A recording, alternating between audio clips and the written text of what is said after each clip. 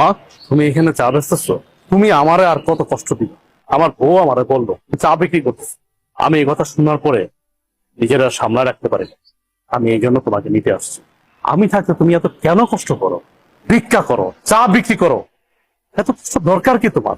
আমি না তোমার সন্তান? তুমি না আমার জন্ম দিছো? তাহলে এত কষ্ট কেন করো আম্মা?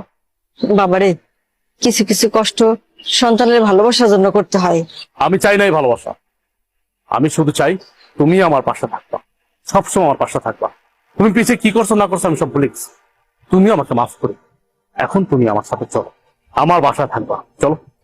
না বাবা, আমি তো তোর আগেই কইছি আমি যাব না। আমি চাই না তোর সংসারে অশান্তি হোক, তোরা ভালো থাক, এটাই আমি চাই। তুমি এটা কেমন কথা বলতেছো? আমার সংসার অশান্তি? আমি যেদিন থেকে আমার বউরে বিয়ে করছি সেদিন থেকে তো আমার জীবন অশান্তি শুরু হয়ে গেছে। তুমি আর নতুন করে কি অশান্তি শুরু করবা? অথচ দেখো, আমার বাড়িতে থাকার কথা তোমার, অথচ তুমি না থেকে আমার শ্বশুর থাকছে। শ্বশুর থাকতেছে নন স্টপ, দিনের পরে দিন, রাতের পরে রাত, ভালো মন্দ খাইতেছে, ঘুমাইতেছে, ফিরতেছে। অথচ তুমি রাস্তা রাস্তা ভিক্ষা করতেছো, চা বিক্রি করতেছো। খারাপ লাগে না আমার? আমার তো খারাপ লাগে। তোমার তো ন্যূনতম কমন সেন্সটুকু আছে, অথচ আমার শ্বশুরের কোনো কমন সেন্স নেই। আমার বোর কাছে আমার শ্বশুরই সব। যাই হোক মা, আমি তোমার এত কথা বলতে পারতেছি না, এখন কোনো কথা আমি শুনবো না তোমার। তোমার এই চার ব্যবসা রাইখা এখন আমার সাথে তুমি চলো। এখন থেকে তুমি এই বাড়িতেই থাকবা। তুমি এত কিছুর পরেও সেই তোমার মাকে বাড়িতে নিয়ে এসছো? আমাকে তোয়াক্কা করে তুমি তোমার মাকে নিয়ে আসছো? তোমাকে কি তোয়াক্কা করবো?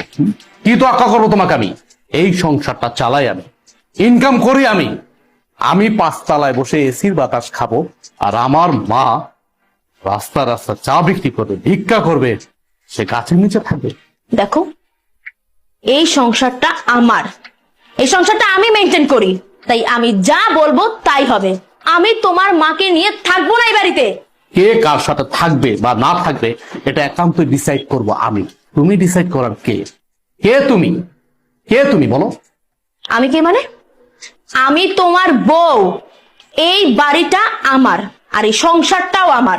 এই সংসারের সব দায়িত্ব আমি পালন করি, তুমি তো তেমন কিছুই করো না। সো আমি এই সংসারে যে ডিসিশন দিব সেটাই ফাইনাল। আর তোমার মা তোমার ছোট ভাই ঘরে টিকতে পারেনি, আমার ঘরে কেন টিকবে? হ্যাঁ, তোমার কি মনে হয় যে উনি অত ভালো একটা মেয়ের সাথে টিকতে পারলো না, আমার সাথে টিকতে পারবে? কখনোই না। আমি তোমার মাকে নিয়ে এই এক ছাদের নিচে কোনো দিনও থাকবো না। এখনো সময় আছে, তোমার মাকে বের করো। বাহ, এই বাড়ি তোমার, তোমার কথা মতো চলবে। এই বাড়ি আমার, আমি আমার টাকায় কিনেছি, পরিশ্রমের টাকা দিয়ে কিনেছি। আর চাকরিটা করতেছি পরিশ্রম করে, কিন্তু চাকরি করে টাকা উপার্জন করি। হ্যাঁ মানলাম, তোমার বাবা আমাকে চাকরি দিয়েছে, সে অনেক সহযোগিতা করছে,